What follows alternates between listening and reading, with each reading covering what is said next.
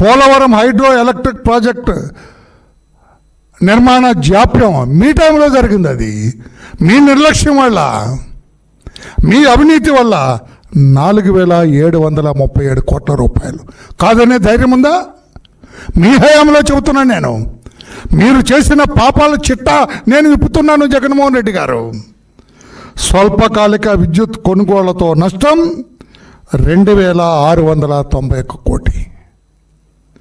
ఏడాదికి 7,000 మెగావాట్ల solar power మనం చేయవలసింది పోయి దానివల్ల 1,700 కోట్ల రూపాయలు అవినీతి జరిగింది అని అమెరికా కోర్టు, అమెరికాలో మీ మీద కేసు రిజిస్టర్ అయింది. జగన్మోహన్ రెడ్డి గారు 1,700 కోట్ల రూపాయలు మీరు అవినీతి మార్గాన్ని కొట్టేశారని. నేను చెబుతున్న మాట కాదు, మా చంద్రబాబు నాయుడు గారు చెబుతున్న మాట కాదు. ఇది సాక్షాత్తు అమెరికా సంయుక్త రాష్ట్రాల్లో మీ మీద రిజిస్టర్ అయిన కేసు. మీరు అవినీతికి పాల్పడ్డారని ఇందులో సెకీలో 1,700 కోట్ల రూపాయలు మీ మీద అవినీతికి పాల్పడ్డ కేసు ఉంది. నిజం కాదా జగన్మోహన్ రెడ్డి గారు?